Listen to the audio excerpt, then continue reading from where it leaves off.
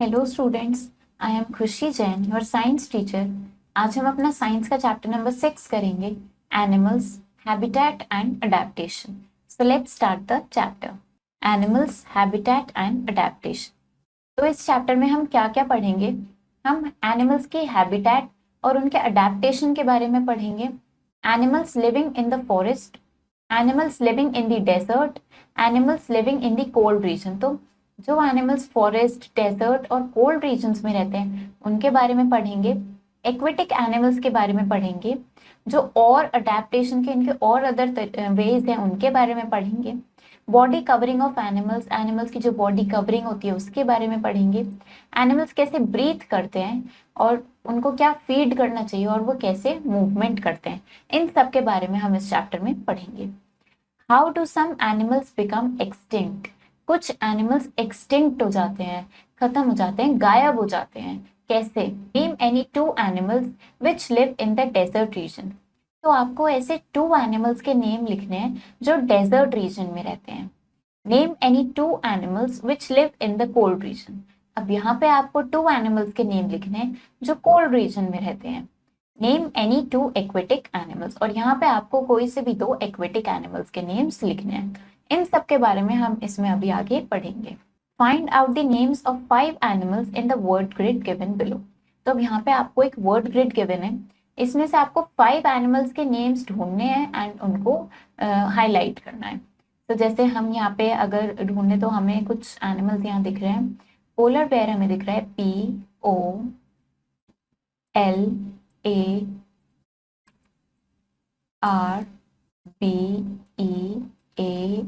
Polar bear. इसी तरीके से हम अगर और ढूंढने तो हमें यहाँ पे एक स्नेक भी दिख रहा है SNAKE। सो आपको 5 एनिमल्स के नेम्स ऐसे ढूंढने हैं इस ग्रिड में। Habitat and adaptation. अब हैबिटेट एंड अडेप्टेशन होता क्या है? The earth is a home to a variety of plants and animals. Like plants, even the animals found on this planet are very diverse in nature. These creatures differ from each other in their food and feeding habits, nesting habits, etc. Animals live at different places on the earth. An area where a particular animal naturally lives is called its habitat. In each habitat, the temperature and humidity are different. The food available in each habitat is also different. So, the animals in each habitat develop special features to adjust or adapt to these different conditions. The ways in which animals adjust so that they can live in their habitat is called adaptation. तो ये जो हमारी अर्थ है ये home है काफी सारे plants और एनिमल्स के लिए। तो प्लांट्स की तरह ही एनिमल्स भी इस प्लैनेट पे बहुत डिफरेंट टाइप्स ऑफ एनिमल्स लेके जाते हैं। तो ये क्रिएचर सब आपस में डिफरेंट होते हैं, इनके फूड की रिक्वायरमेंट डिफरेंट होती है, इनकी फीडिंग हैबिट्स, नेस्टिंग हैबिट्स सब कुछ डिफरेंट होता है। एनिमल्स अर्थ पे डिफरेंट प्लेसेस में रहते हैं, तो वो पर्टिकुलर एरिया जहाँ पे एक पर्टिकुलर एनिमल रहता है नेचुरली उसको हम हैबिटेट बोलते हैं। तो हर हैबिटेट में टेम्परेचर और ह्यूमिडिटी डिफरेंट होती है, वहाँ की फूड अवेलेबिलिटी डिफरेंट होती है। तो जब एनिमल्स अपने आप को उस हैबिटेट के अकॉर्डिंग अपने स्पेशल फीचर्स को डेवलप करते हैं इस तरीके से कि वो वहाँ पे एडजस्ट कर लेते हैं, उन कंडीशंस को अडेप्ट कर लेते हैं, तब हम उन तरीकों को, उन वेज को जिसमें एनिमल्स एडजस्ट कर लेते हैं कि वो उस हैबिटेट में रह सके, उसको हम अडेप्टेशन बोलते हैं। Animals living in the forest. अब सबसे पहले हम उन एनिमल्स के बारे में पढ़ते हैं जो फॉरेस्ट में रहते हैं। A forest is a vast region that is covered densely by trees and different varieties of plants. It provides shelter to animals like lion, tiger, deer, fox, and monkey, which live on land and trees. It also gives shelter to animals like rat and snake that live inside the burrows. Small animals and insects are also found in a forest. In hot, wet areas around the world, there are jungles or forests. In India, these are found in mountains of the Western Ghats. तो forest क्या है? Basically forest एक vast reason है, मतलब काफी बड़ा एक reason है जो डेंसली ट्रीज से कवर्ड है, बहुत सारी ट्रीज से कवर्ड है। डिफरेंट वेराइटीज ऑफ प्लांट्स वहां पे प्रेजेंट है। ये क्या करता है, ये शेल्टर की तरह वर्क करता है एनिमल्स के लिए, वाइल्ड एनिमल्स के लिए, जैसे कि lion, tiger, deer, fox, monkey, इन सब के लिए जो लैंड पे भी रहते हैं और ट्रीज पे भी रहते हैं। ये एनिमल्स, कुछ ऐसे एनिमल्स के लिए भी शेल्टर है जैसे रैट और स्नेक के लिए जो बरोज में रहते हैं, और कुछ स्मॉल एनिमल्स और इंसेक्ट्स फॉरेस्ट में भी पाए जाते हैं। तो हॉट और वेट एरियाज में पूरे वर्ल्ड में ये जंगल्स और फॉरेस्ट होते हैं। और इंडिया में कहाँ मिलते हैं फॉरेस्ट? माउंटेन्स पे मिलते हैं, वेस्टर्न घाट्स के। Most animals live on the trees where they can find their food. The trees provide leaves, fruits, and nuts for bats, monkeys, and several kinds of birds. The forest floor is covered with dead leaves and plants. As they decay, they provide food for insects. Frogs and lizards feed on the insects. There are bees, butterflies, moths, mosquitoes, and spiders. Snakes and large birds prey on the smaller animals. On the ground, there may be porcupines, deer, and many kinds of rodents. तो जो ये animals है, ज्यादातर animals trees पे रहते हैं क्योंकि वहां उनको अपना फूड इजीली मिल जाता है। ट्रीज उनको लीव्स, फ्रूट्स, नट्स ये सब प्रोवाइड करती हैं। तो जो फॉरेस्ट का फ्लोर होता है वो डेड लीव्स या प्लांट से कवर हुआ हुआ होता है। जैसे जैसे ये डिके होते रहते हैं, ये इंसेक्ट्स के लिए फूड की तरह वर्क करते हैं। फॉरेस्ट और लिजर्ड्स फीड को पे इंसेक्ट्स पे फीड करते हैं। तो यहाँ पे बीज होती हैं, बटरफ्लाइज होती हैं, मॉथ्स, मॉस्किटो, स्पाइडर्स सब प्रेजेंट होते हैं यहाँ पे। तो जो स्नेक्स और लार्ज बर्ड्स होती हैं, ये अपने से छोटे एनिमल्स पे ये फीड करते हैं, प्रे करते हैं उनपे। ग्राउंड पे पॉर्क्यूपाइंस, डियर और बहुत सारे तरीके के रॉडेंट्स देखने को मिलते हैं।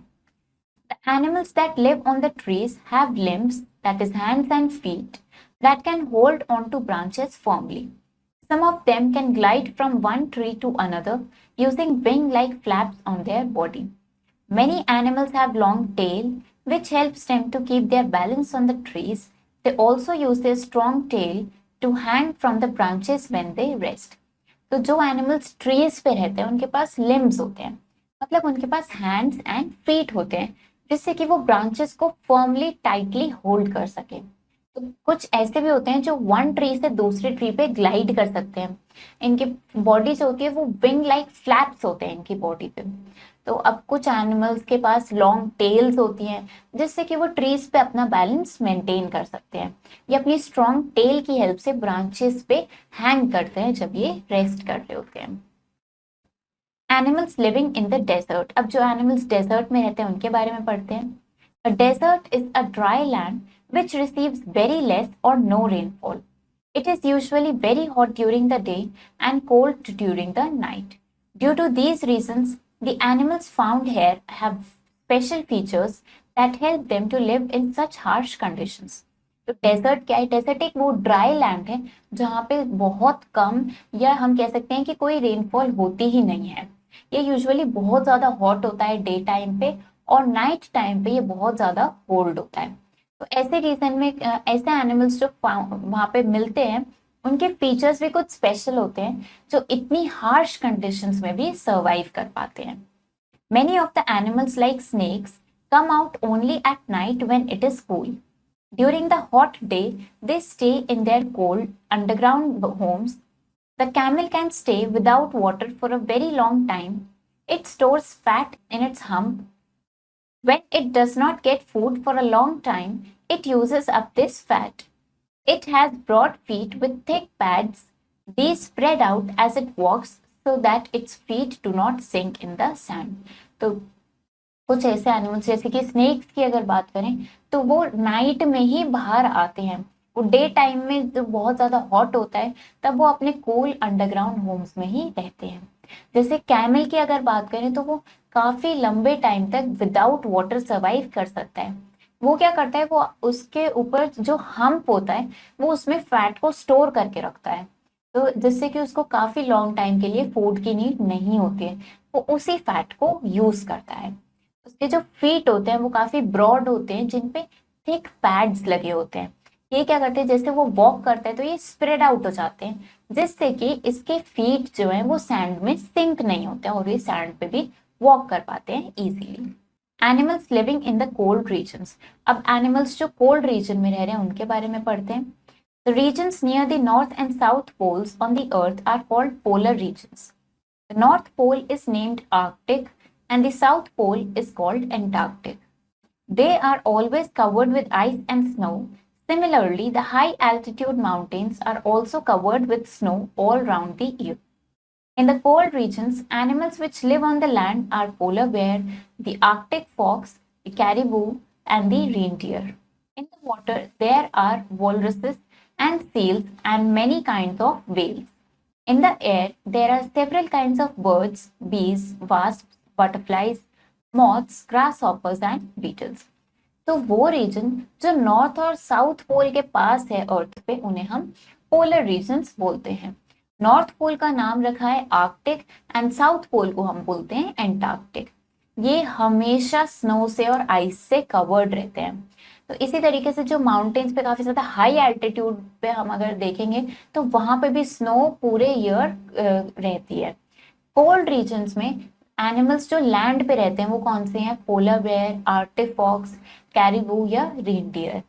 वाटर में कुछ एनिमल्स रहते हैं जैसे कि वालरसेस, सील्स या बहुत सारी तरह की वेल्स रहती हैं। इसी तरीके से एयर में काफी सारी birds, bees, wasp, butterflies, moths, grasshoppers and beetles देखने को मिलते हैं। A polar bear is adapted to live near the extremely cold North Pole. Its thick furry coat keeps it warm. It eats fish and seals which live in the water, so it is a good swimmer. तो ये जो polar bear है ये इस तरीके से adapt करता है कि ये नॉर्थ पोल जो एक्सट्रीमली कोल्ड है ये वहां पे भी सरवाइव कर पाता है, क्योंकि इसके स्किन पे जो फर होता है वो बहुत ज्यादा थिक होता है जो इसको वार्म रखता है। ये क्या कंज्यूम करता है, ये फिश और सील्स को खाता है जो वाटर में प्रेजेंट होते हैं, तो इसलिए हम कह सकते हैं कि ये काफी अच्छा स्विमर होता है। The water on the Arctic Ocean near the North Pole is freezingly cold. Seals have a thick layer of bubbler or fat. It is a good insulator and maintains the heat of their body. The penguin, an unusual bird, lives in the Antarctic near the South Pole. It cannot fly. Instead of wings, it has short, strong flippers nearly 1 meter tall. It waddles about clumsily when it is on land. It eats fish and can swim easily in cold water to catch them. अभी जो Arctic ocean का water होता है north pole के पास ये इतना ज्यादा cold होता है कि ऑलमोस्ट फ्रीजिंग कोल्ड होता है, कि जमने वाला कोल्ड होता है बिल्कुल ये पानी। तो जो सील्स होती हैं इनके ऊपर थिक लेयर होती है बबलर की या फैट की, तो ये काफी अच्छे इंसुलेटर होते हैं और ये हीट मेंटेन करके रखते हैं अपनी बॉडी में। पेंगुइन की बात करें, ये एक अनयूजुअल बर्ड है जो एंटार्क्टिक यानी साउथ पोल के पास रहती है। ये फ्लाई नहीं कर सकती है, इंस्टेड इसके पास विंग्स होते हैं जो शॉर्ट स्ट्रॉन्ग फ्लिपर्स की तरह होती हैं जो 1 मीटर टॉल होते हैं। ये जब वॉक करती है तो काफी क्लमजीली वॉक करती है लैंड पे और ये फिशेस को कंज्यूम करती है, इसलिए कोल्ड वाटर में भी इजीली स्विम कर पाती है उनको कैच करने के लिए। नेक्स्ट अगर एक्वेटिक एनिमल्स की बात करें हम, N ocean is a vast and continuous body of saline salty water. It is the largest habitat on the earth. A large variety of animals are found here. Some of them are whale, dolphin, seal, and octopus. On the other hand, fresh water is naturally occurring water on the Earth's surface. Some examples of fresh habitat are ponds, lakes, rivers, streams, etc. This kind of habitat gives shelter to numerous kinds of animals like fish, frog, toad, duck, etc. Fishes have adapted to live in water. They use their fins and tails to swim. The water flows through their gills. As this happens, the fish absorbs the oxygen dissolved in the water. Fish lays eggs in the water. Ocean क्या है, ये काफी vast मतलब काफी बड़ा एक continuous body है water की जिसमें सलाइन वाटर प्रेजेंट है, मतलब सॉल्टी वाटर प्रेजेंट है। तो ये अर्थ पे सबसे बड़ी हैबिटेट है इसमें बहुत सारे वैरायटी ऑफ एनिमल्स देखने को मिलते हैं। यहाँ पे व्हेल, डॉल्फिन, सील या ऑक्टोपस सब होते हैं यहाँ। On the other hand fresh water जो है वो नेचुरली अकरिंग वाटर है अर्थ सरफेस पे। तो कुछ फ्रेश वाटर हैबिटेट के एग्जांपल्स हम देखते हैं, जैसे कि पॉन्ड्स है, लेक्स है, रिवर्स है या स्ट्रीम्स हैं। तो ऐसे हैबिटेट काफी सारे एनिमल्स के लिए शेल्टर की तरह वर्क करते हैं, जैसे fish, frog, toad, duck etcetera. Fishes खुद को किस तरीके से अडेप्ट करती हैं कि वो वाटर में भी रह पाती हैं। वो अपनी फिन्स का यूज करती हैं और टेल का यूज करती है स्विम करने के लिए। वाटर जो है उनकी गिल्स के थ्रू फ्लो करता है। जैसे जैसे वाटर गिल्स के थ्रू फ्लो करता है तो गिल्स क्या करते हैं, उस वाटर से ऑक्सीजन एब्जॉर्ब करते हैं जो उस वाटर में डिसॉल्व हुई हुई होती है, जिसके थ्रू वो ब्रीथ करती है। और फिश वाटर में ही एग्स ले करती है। Whales and dolphins are also aquatic animals, but they are not fish. They have lungs and breathe in air to get oxygen.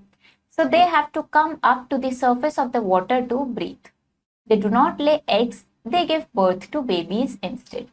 Birds like the heron and stork live near water. Their long, thin legs help them to wade in the water. Their flat beaks help them to catch fishes and frogs. तो whales और dolphins भी aquatic animals तो हैं, लेकिन ये fish नहीं है।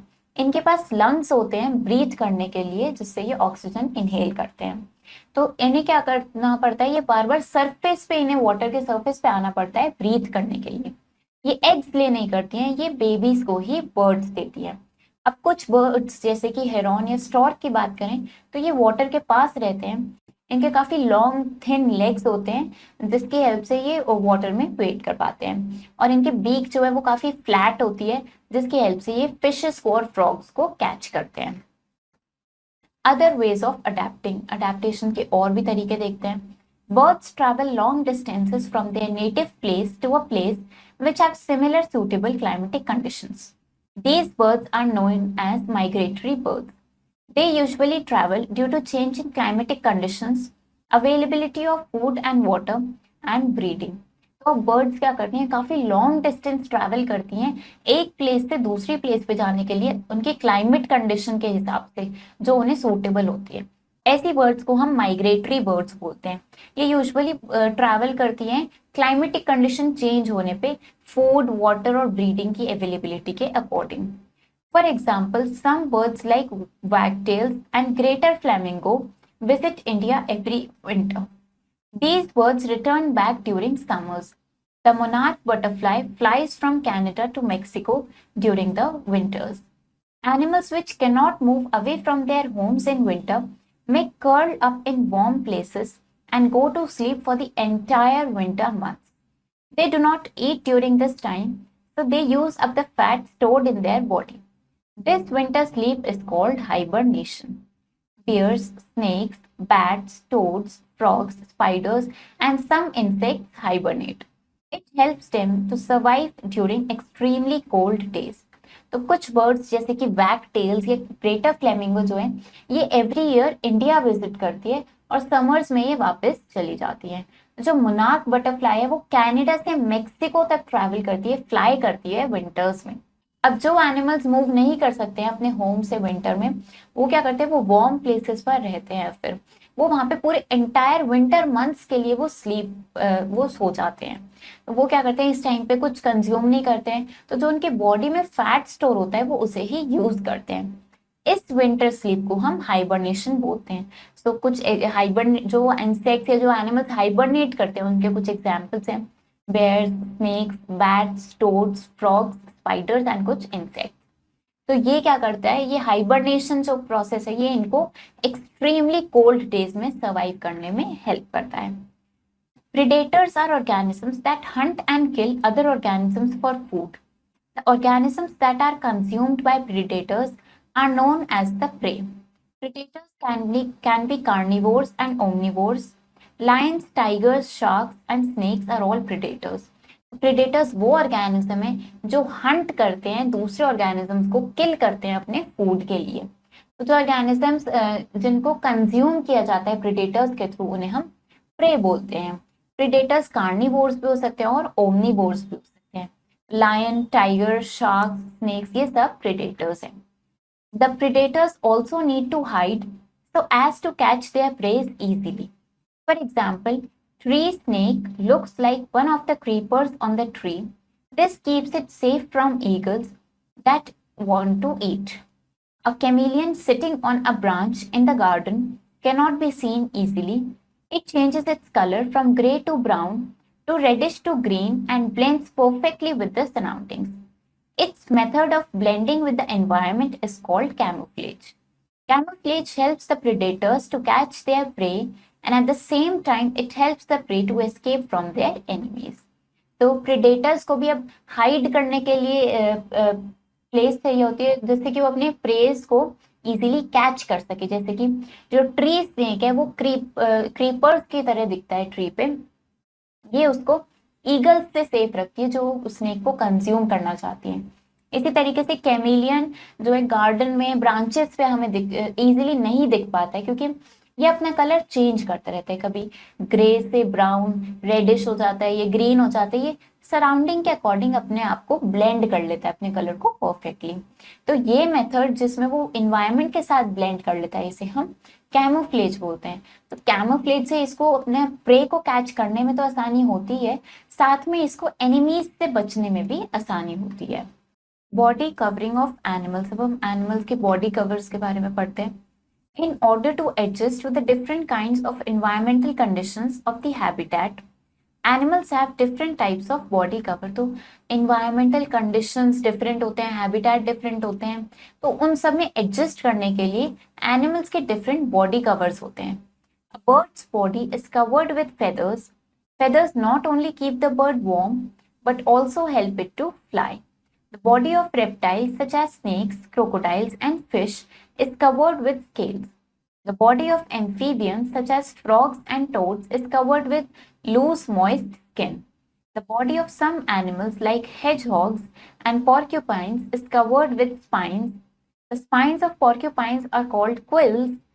Porcupines release their quills for self-defense when they are attacked. तो जो बर्ड की बॉडी होती है वो फेदर्स से कवर हुई भी होती है।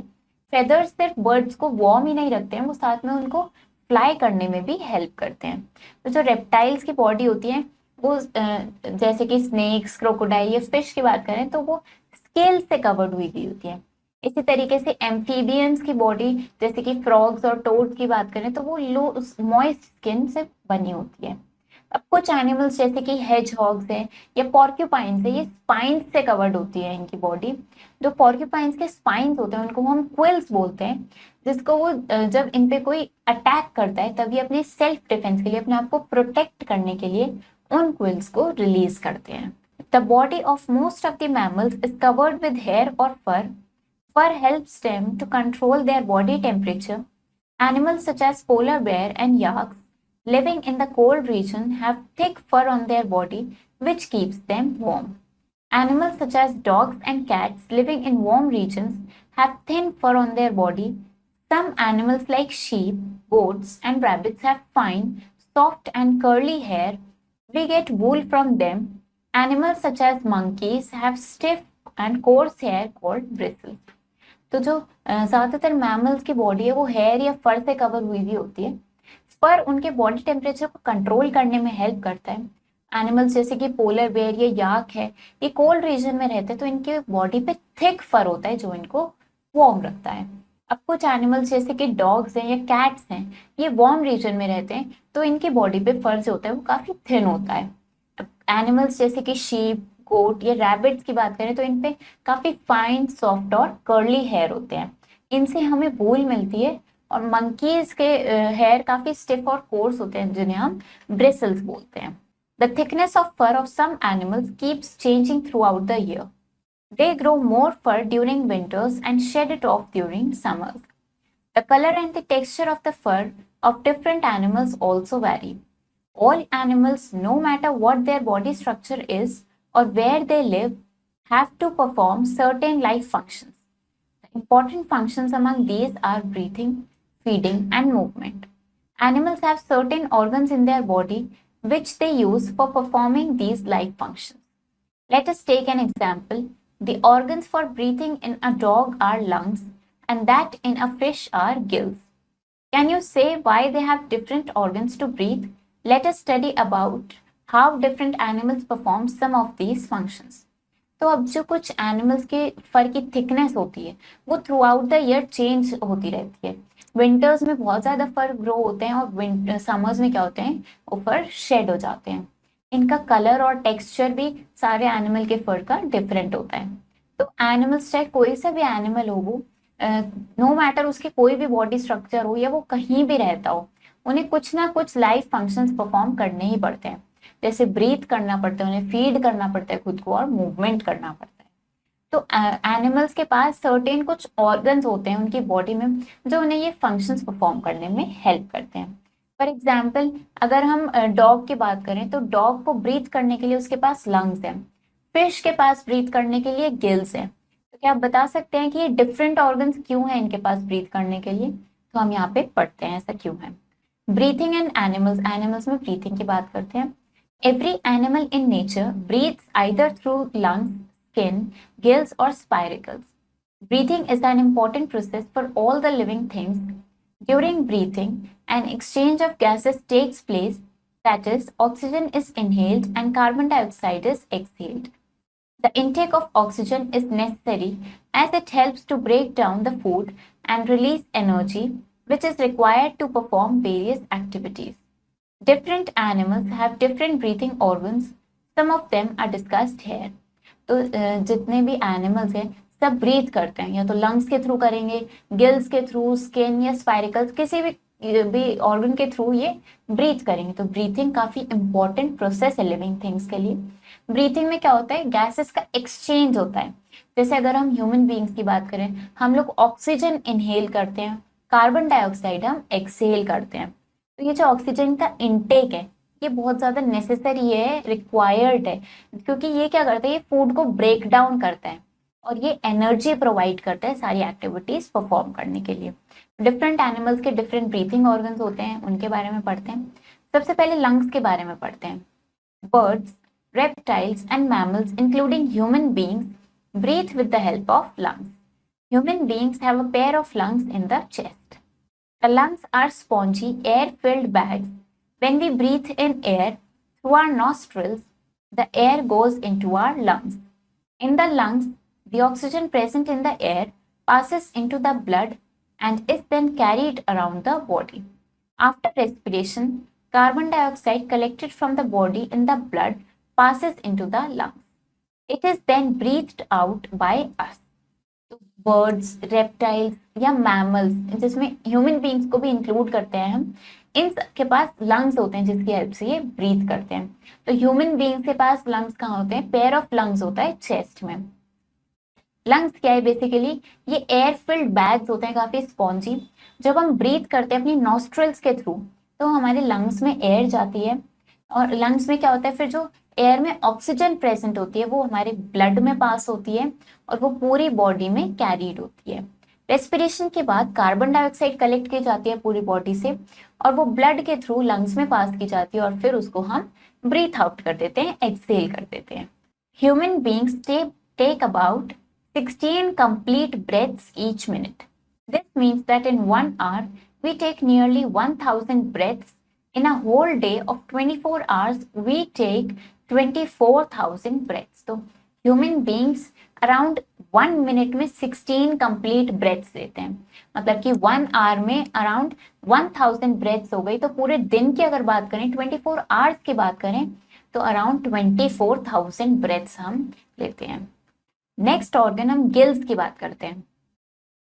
Gill is a breathing organ found in almost all aquatic animals like fish, crab, tadpole, prawn, etc. Gills help these animals to absorb oxygen dissolved in water. Other animals like reptiles, birds, and mammals breathe through their lungs. The function of the lungs is to transport oxygen, which is inhaled through their nose and to the blood, and to release carbon dioxide from the body. Animals like frog and toad that spend a part of their life underwater and a part of it on land are called amphibians. When young, these animals live in water and breathe through gills. As adults, they breathe through lungs on land and through skin in water. तो gills क्या है, ये एक breathing organ है जो ज्यादातर सारे aquatic animals में मिलता है, जैसे कि फिश, क्रैब, टैडपोल, प्रॉन, इन सब में मिलता है। गिल्स क्या करता है, जो वाटर में ऑक्सीजन डिसॉल्व हुई हुई होती है उसको एब्जॉर्ब करने में हेल्प करता है। बाकी के एनिमल्स जैसे कि रेप्टाइल्स, बर्ड्स या मैमल्स हैं, ये लंग्स के थ्रू ब्रीथ करते हैं। लंग्स का फंक्शन क्या है, ऑक्सीजन ट्रांसपोर्ट करना, उस जो हम नोज के थ्रू इनहेल करते हैं ब्लड से, और फिर कार्बन डाइऑक्साइड को रिलीज करना। एनिमल्स जैसे कि फ्रॉग या टोड है, ये अपनी लाइफ अंडर वाटर भी स्पेंड करते हैं और कुछ लाइफ ये अपनी लैंड पे भी स्पेंड करते हैं, तो इन्हें हम एम्फीबियंस बोलते हैं। जब ये यंग होते हैं तो ये वाटर में रहते हैं और गिल्स के थ्रू ब्रीथ करते हैं। जब ये अडल्ट हो जाते हैं तब ये लैंड पे लंग्स के थ्रू ब्रीथ करते हैं एंड वाटर में स्किन के थ्रू ब्रीथ करते हैं। नेक्स्ट अब हम स्किन के बारे में पढ़ते हैं। Frogs and toads are amphibians. We already know that when young as tadpoles, they breathe through their gills. However, as adults, they live on both land and in water. On land, they breathe through their lungs. Underwater, they breathe through their moist skin. तो frog और toads amphibians हैं। हमें पता है जब ये young होते हैं, टैडपोल्स होते हैं, तब ये गिल्स के थ्रू ब्रीथ करते हैं। लेकिन जब ये अडल्ट हो जाते हैं तब ये लैंड पे भी रहते हैं और वाटर में भी। तो ये लैंड पे लंग्स के थ्रू ब्रीथ करते हैं और वाटर में अपनी मॉइस्ट स्किन के थ्रू ब्रीथ करते हैं। Earthworms are some very tiny organisms which also breathe through their moist body surface. अब अर्थवॉर्म भी कुछ काफी छोटे टाइनी ऑर्गेनिजम्स हैं जो अपनी मॉइस्ट बॉडी सर्फेस के थ्रू ब्रीथ करते हैं। Next is spiracles. Insects like cockroach and grasshopper breathe through tiny holes present all over their body. These tiny holes on their body are called spiracles. The spiracles lead to a network of air tubes. The network reaches every part of the body. Air reaches the body tissues directly through this network. The body tissues absorb oxygen and give out carbon dioxide, which is expelled from the body via the same route. अब कुछ insect जैसे कि cockroach या grass hopper है, इनके body पे tiny holes present होते हैं जिसके थ्रू ये ब्रीथ करते हैं। इन टाइनी होल्स को हम स्पाइरिकल्स बोलते हैं। तो स्पाइरिकल्स क्या होता है, एक नेटवर्क होता है एयर ट्यूब्स का। ये नेटवर्क इनकी बॉडी में पूरी हर पार्ट तक पहुंचता है। तो जैसे एयर बॉडी टिश्यूज तक पहुंचती है इस नेटवर्क के थ्रू डायरेक्टली, तो इनकी बॉडी क्या करती है, टिश्यूज से ऑक्सीजन एब्जॉर्ब करती है और कार्बन डाइऑक्साइड एक्सेल कर देती है बॉडी के थ्रू ही सेम रूट से। अब हम फीडिंग इन एनिमल्स के बारे में पढ़ते हैं। All living things need food to stay alive. Food provides the materials needed for their growth. It also provides energy to carry out different life processes. Different animals eat different types of food. Their body parts are adapted to the kind of food they eat.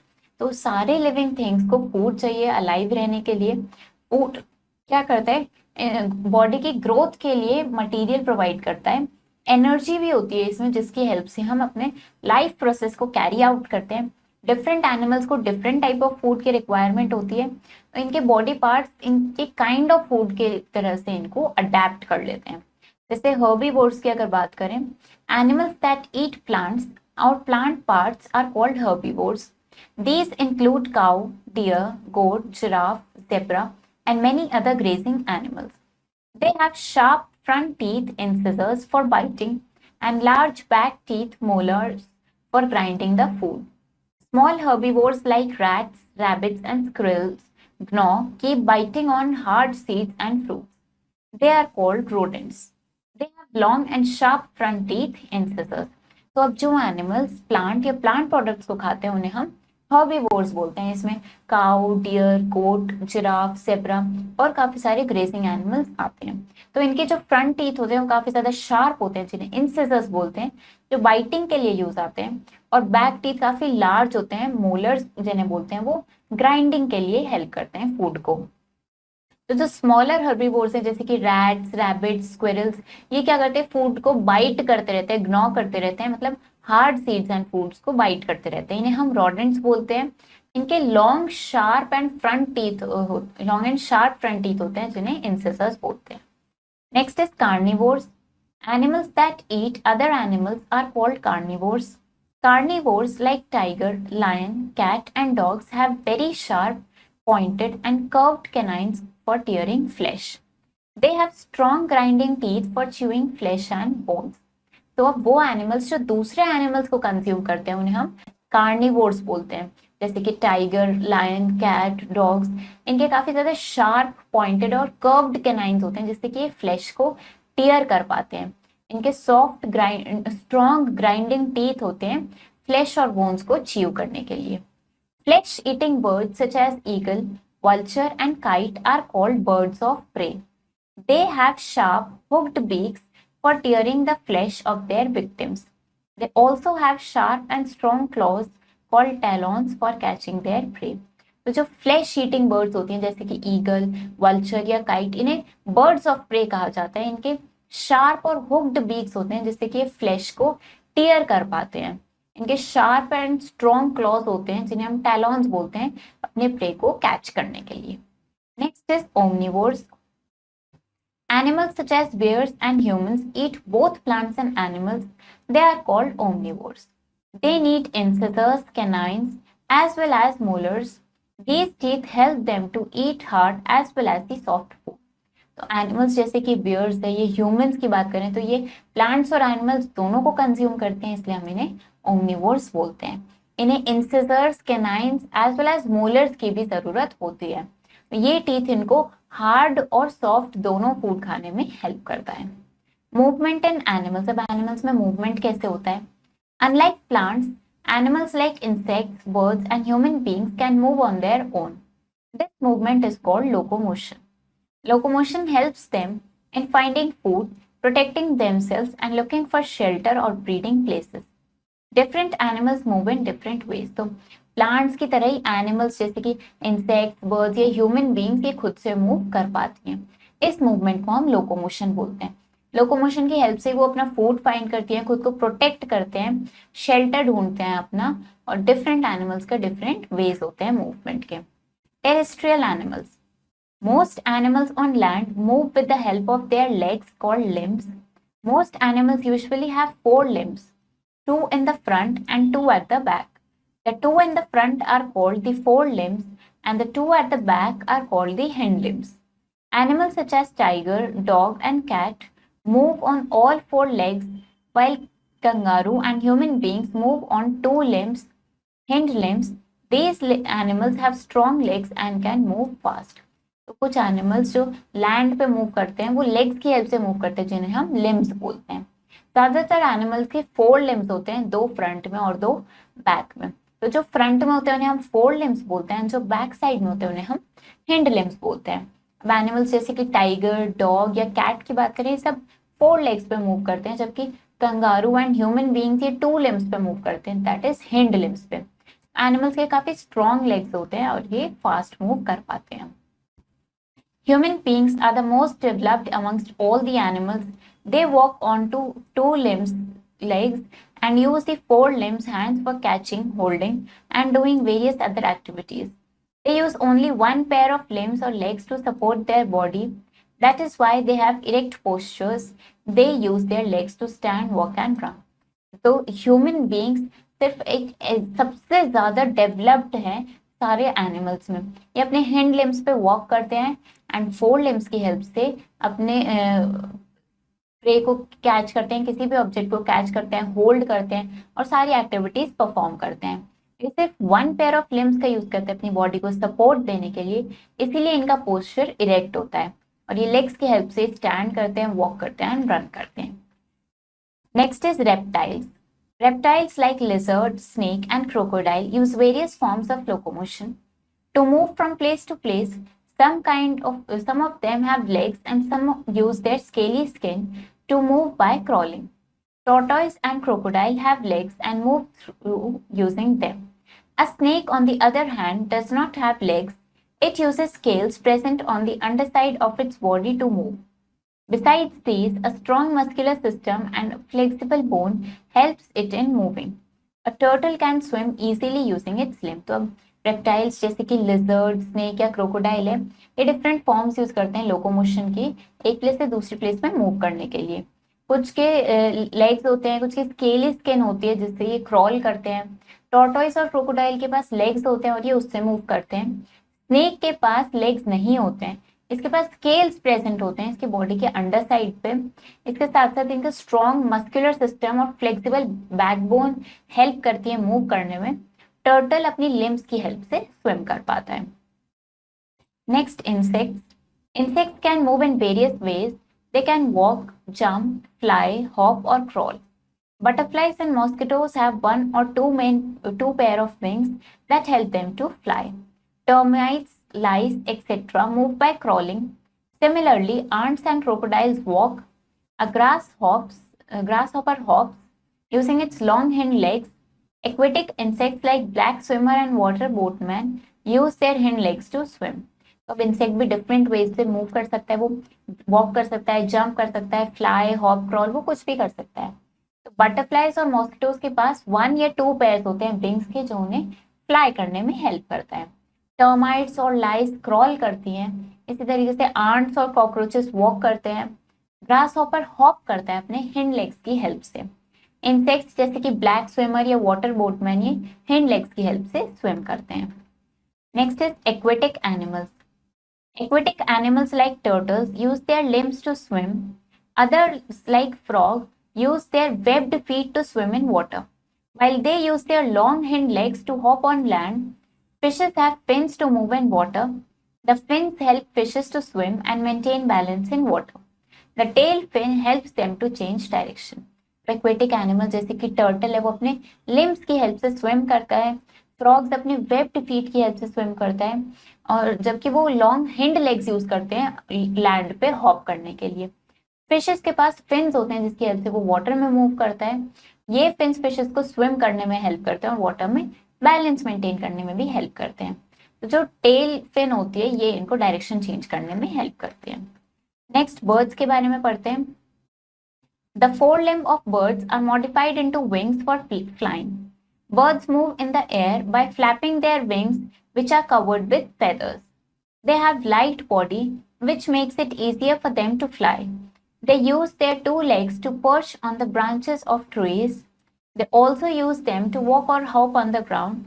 Some birds, such as the emu, ostrich, and kiwi, have beak wings and very hard body and cannot fly. तो जो birds के 4 limbs होते हैं उनको modify कर दिया गया है विंग्स में, जिससे कि वो फ्लाई कर पाते हैं।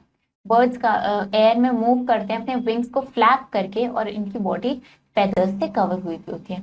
इनकी लाइट बॉडी होती है जिससे इनको फ्लाई करने में हेल्प होती है। ये अपने लेग्स के यूज करते हैं ब्रांचेस पे, ट्रीज पे पर्च करने के लिए। ये ग्राउंड पे भी हॉप करते हैं या वॉक करते हैं। कुछ बर्ड्स जैसे कि एमू, ऑस्ट्रिच और किवी, इनके विंग्स वीक होते हैं, इनकी बॉडी हैवी होती है तो ये फ्लाई नहीं कर पाते हैं। Some birds like the duck and swan have webbed feet for swimming in water. अब कुछ बर्ड्स जैसे कि डक एंड स्वैन है, इनके पास वेब्ड फीट होते हैं जिससे कि वाटर में स्विम कर पाते हैं। An area where a particular animal naturally lives is called its habitat. A desert is a dry land which receives less or no rainfall. The regions near the north and south poles on the earth are called polar regions. Based on their feeding habits, animals can be grouped as herbivores, carnivores and omnivores. Animals move with the help of their limbs, scales, fins, flippers, wings, etc. तो वो area जहाँ पे कोई particular animal रहता है naturally, उसे हम उसकी हैबिटेट बोलते हैं। डेजर्ट क्या एक ड्राई लैंड है जहाँ पे बहुत कम या नो रेनफॉल ही आती है। तो रीजन जो नॉर्थ और साउथ पोल के पास है अर्थ पे, उसे हम पोलर रीजन बोलते हैं। फीडिंग हैबिट्स के बेसिस पे हम एनिमल्स को हर्बीवोर्स, कार्निवोर्स एंड ओमनिवोर्स में डिवाइड कर सकते हैं। एनिमल्स अपने limbs, scales, fins, flippers and wings की हेल्प से मूव करते हैं। अब हम इसके कुछ एक्सरसाइजेस ट्राई करते हैं। Darken the correct options in the OMR sheet. तो आपको करेक्ट ऑप्शन चूज करना है। The body of a snake is covered with dash. तो स्नेक की बॉडी किससे कवर होती है? वो स्केल्स से कवर्ड होती है। Fishes breathe through. फिशेस कैसे ब्रीथ करती हैं? वो गिल्स के थ्रू ब्रीथ करती हैं। Whales and dolphins are dash animals. Whales और डॉल्फिन कैसे एनिमल्स हैं? ये एक्वेटिक एनिमल्स हैं। Whose habitat from the following animal is in the desert. तो इनमें से कौन सा एनिमल है जो डेजर्ट में है जिसकी हैबिटेट? तो कौन सा एनिमल है? वो camel. The monarch butterfly migrates from dash to dash during winters. जो मोनार्क बटरफ्लाई होती है वो कनाडा से मेक्सिको तक माइग्रेट करती है विंटर्स में। तो इसका आंसर होगा both A and B. Next is fill in the blanks. तो अब आपको करेक्ट आंसर फिल करना है। A dash provides shelter to animals like lion, tiger, etc. तो क्या प्रोवाइड करता है इनको शेल्टर? फॉरेस्ट इनको शेल्टर प्रोवाइड करता है। The regions near the dash and dash poles on the earth are called polar regions. तो जो नॉर्थ एंड साउथ पोल्स के पास होता है अर्थ के, उसको हम क्या बोलते हैं? उनको हम पोलर रीजन्स बोलते हैं। तो कौन कौन से पोल्स की बात हो रही है? North and south. The water of the dash near the earth north pole is freezingly cold. तो जो नॉर्थ पोल के पास है आर्कटिक ओशियन, वहां का वाटर जो है वो फ्रीजिंगली कोल्ड होता है, बहुत ज्यादा कोल्ड होता है। N ocean is a vast continuous body of dash water. Ocean क्या है? काफी वास्ट, काफी बड़ी कंटिन्यूस बॉडी है। कैसे वाटर की? सलाइन वाटर की, मतलब सॉल्टी वाटर की बॉडी है। Write T for true statements and F for the false one. So आपको ट्रू और फॉल्स फिल करना है। Birds like the heron and stork live near water. True, ये वाटर के नियर रहती हैं। Animals that hunt other animals are called predators. तो जो एनिमल्स दूसरे एनिमल्स को हंट करके कंज्यूम करते हैं उन्हें हम प्रीडेटर्स बोलते हैं। True. The body of most of the mammals is covered with hair and fur. ज्यादातर सारे मैमल्स की बॉडी हेयर और फर से कवर्ड होती है। True. Monkeys have stiff and coarse hair called quills. False. Monkeys के stiff and coarse hair नहीं होते हैं। तो ये चैप्टर हमारा फिनिश हो गया है। इसमें हमने एनिमल्स की हैबिटेट के बारे में पढ़ा, उनकी अडेप्टेशन के बारे में पढ़ा। आई होप आपको ये चैप्टर अच्छे से समझ आया होगा। आप इसको रीड करो, इसके एक्सरसाइजेस ट्राई करो। हम मिलेंगे नेक्स्ट वीडियो में। Thank you and have a nice day.